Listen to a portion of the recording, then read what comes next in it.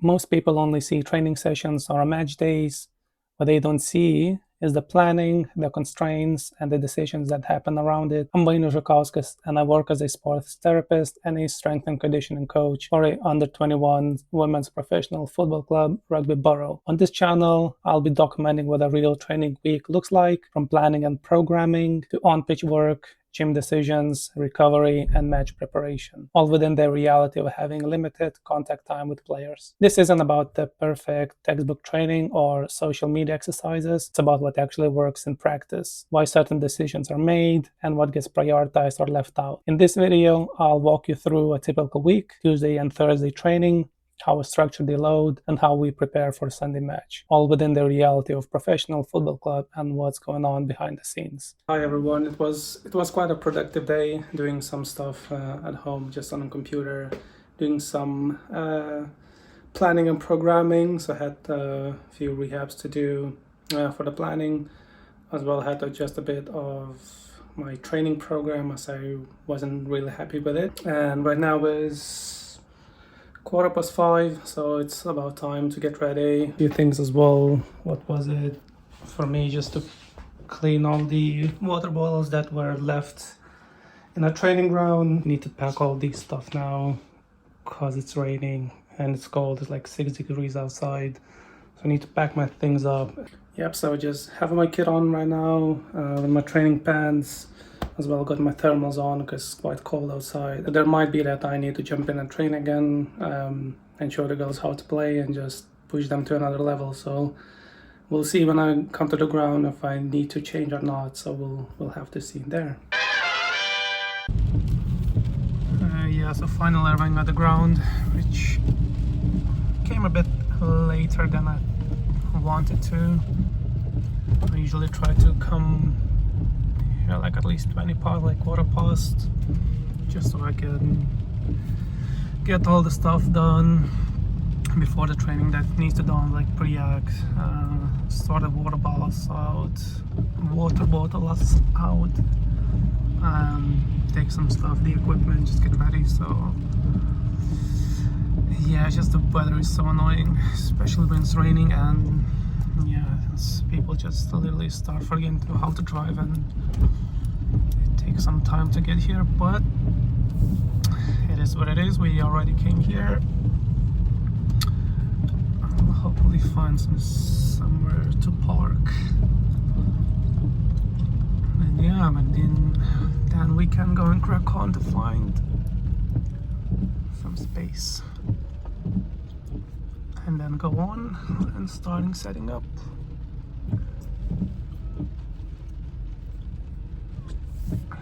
It's always find some space impossible.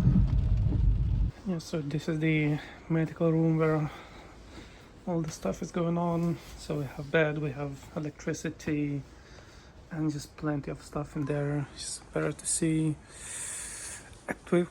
We are quite well equipped. It's quite cold, damn.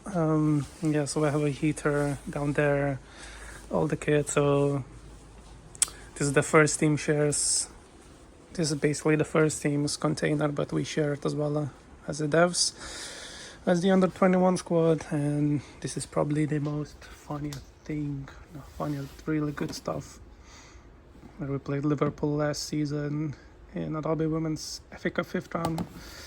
Unfortunately, we lost 1-0 or 2-0, but I think that was a good game, and it was a home game as well. So a lot of people turned up, and yeah, it was really good. The plan for today, so have 20 to 7. So we need to see 2 players today, one at 7 o'clock. She's just coming for a treatment. She had a game yesterday in a college, so she doesn't feel quite nice on her quads or her calves, I don't remember. And yeah, and then we have a second player coming in 10 minutes past 7 just for review. She was struggling with her knee on Tuesday. So yeah, we'll have to see how she's getting on and how she felt on the game, and we'll need to reassess her today to see if she's available to train And obviously we have a game on Sunday, so that means we need to reassess her on Sunday as well, just to make sure that she can play. And yeah, hopefully that's it. So the coach is not here, so no idea if I'll need to train or not. I'll need to stay in a rain, which gonna be some fun. And other than that, hopefully no one's get injured again. I'll do a rehab, and hopefully training is all good, so she can take part in training, and yeah, don't need to do any rehabs. So yeah, my time is now just to prepare for the treatments and get all the stuff going for warm-up. Yeah, and one of the first things first I need to do when I come in is to check my trauma bag that I don't know what's in that, but I'm gonna take on the pitch to make sure everything is stocked up and ready to go. If we need some taping, scissors, anything. And also the most important thing is definitely checking AED if it's functional, if it's working. If I'll get it open would be very perfect, obviously. Here we go. So it's simple. All we have to do, open, just press the button. Call emergency medical services now. Making sure it talks to you, and that's pretty much it. Done. And making sure it just says the words, and you can turn it off, and we know that this is working, and we can leave it on the side. And same with trauma bag. I think everything is kind of stocked up, and I don't need to worry too much about it. And just in case someone needs it. But usually it's rare that I'm using this bag, so I'm pretty confident that everything is sorted for this one.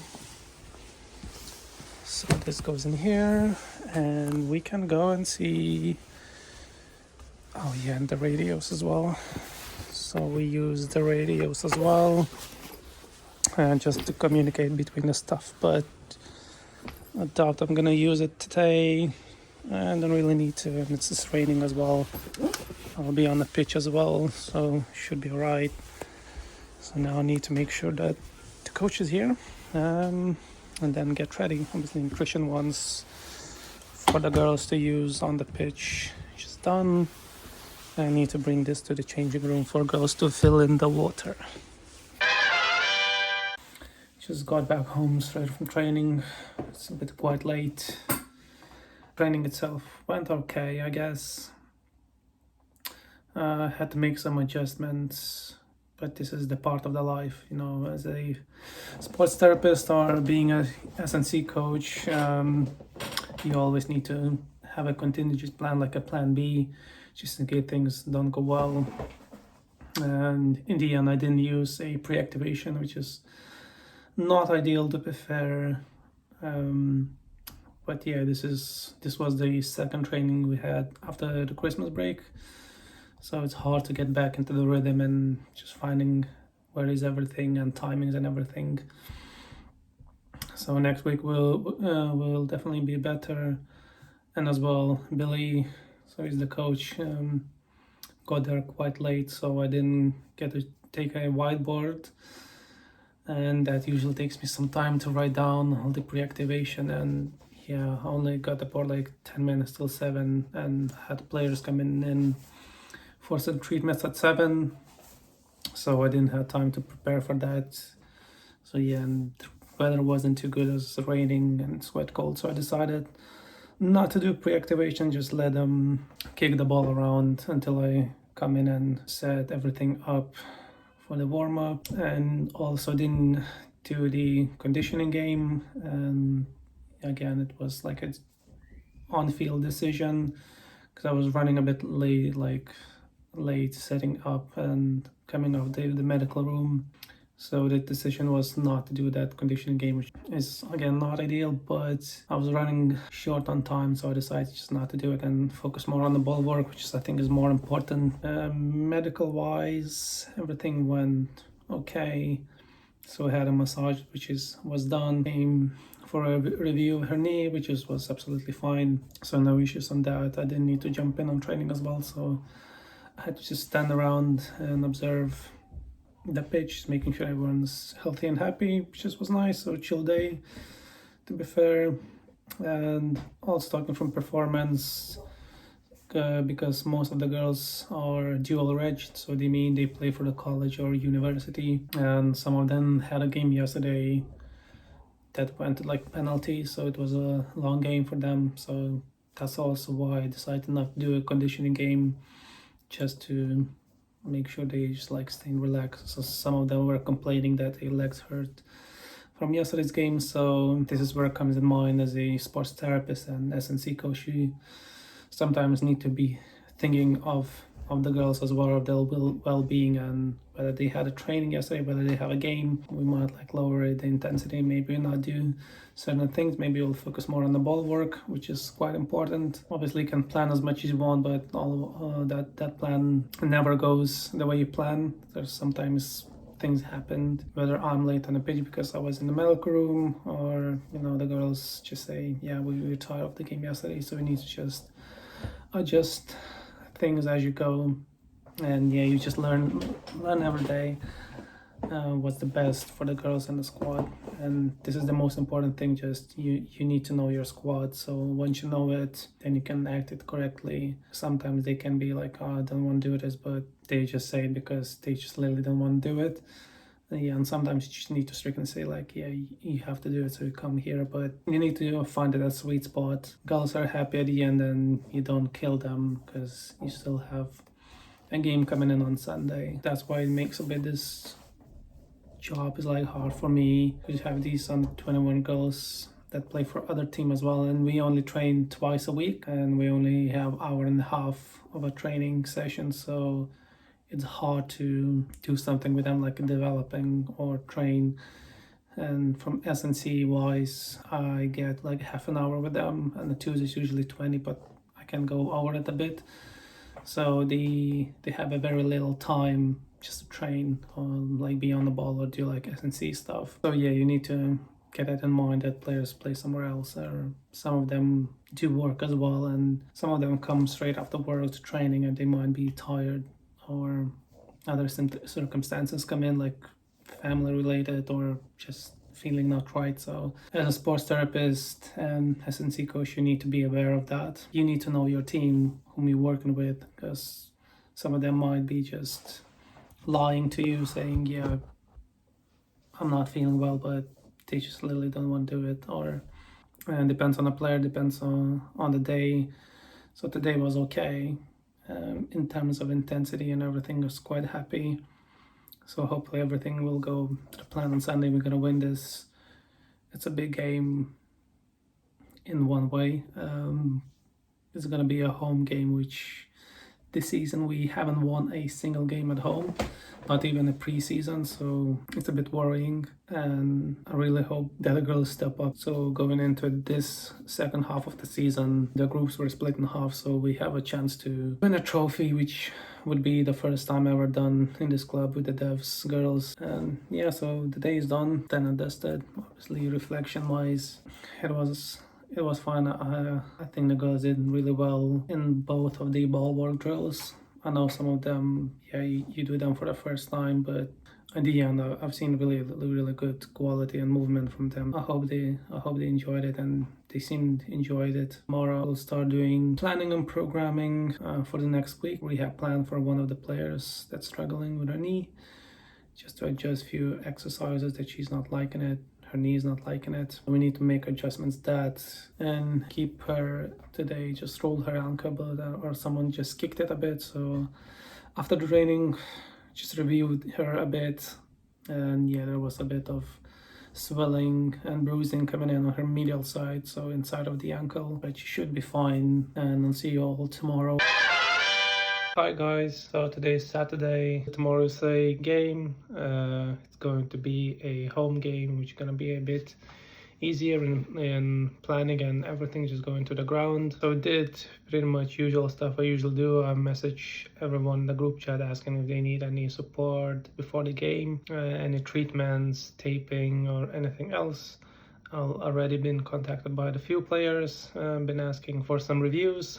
So we'll go on and see them during allocated time. So at the minute we have 3 players that need attention. 1 player would need an ankle taping, and as she was yesterday in first team's training, and she rolled her ankle, but she seems being fine. So we'll need to reassess her, just tape her ankle, make sure she can carry on playing. And as of today, we're gonna continue to plan and program for the S&C stuff for the next week. Also going to do a bit of medical work just to prepare the squad status report.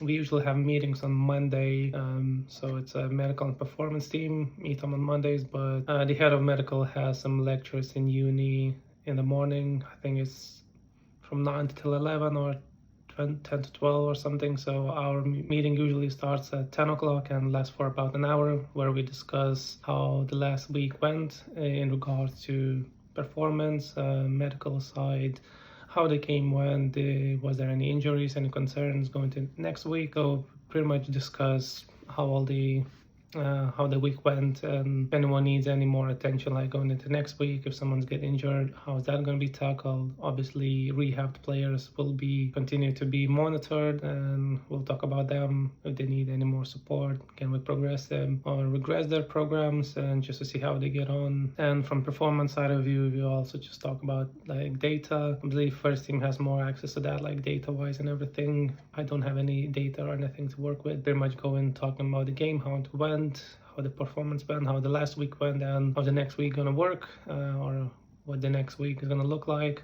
So we discuss the things, and in the end, of any concerns, anything we brought up, and we just talk about it. And after that, we have a MDT meeting where whole staff just get in a call. There's the first team staff, and there's usually only me in there. Sometimes under 21 coaches there, but it's quite rare. So on that meeting, we just pretty much share what we came up in the previous meeting. So we present all the information for the coaches to know how the week gonna go in with the performance wise and the medical side. And also if there's any other concerns or questions, we just talk about it. Billy, our coach, he got a message that Cheltenham withdrawn from the game tomorrow. That means we don't have a game tomorrow, which is a shame, because I was really hoping for you to show what it's like to be on a match day with all the preparation, all the game, what I need to do with setting up, just driving and everything. Unfortunately, I won't be able to show you this week, but next week I'll try and show you as much as I can. I think next week we'll have a away game, which is gonna be an interesting one. And yeah, away games usually not fun, but I'll show you a bit more insight of what it's like with traveling with the team, and what it's like to grab all the kits and everything, and how to set everything up on a away game. So that's what a typical training and match week looks like from my perspective, working in under 21s women's football. Across the channel, I'll keep documenting the full process, planning, programming, gym decisions, rehab integration, and what actually happens across training and match days. Next week, I'll go a bit deeper into how I structure my training sessions throughout the week and what we prioritize when we only have limited contact time with players. If you're interested in the real process behind the performance and not just what you see on social media, you'll probably find these videos useful. See you in the next one.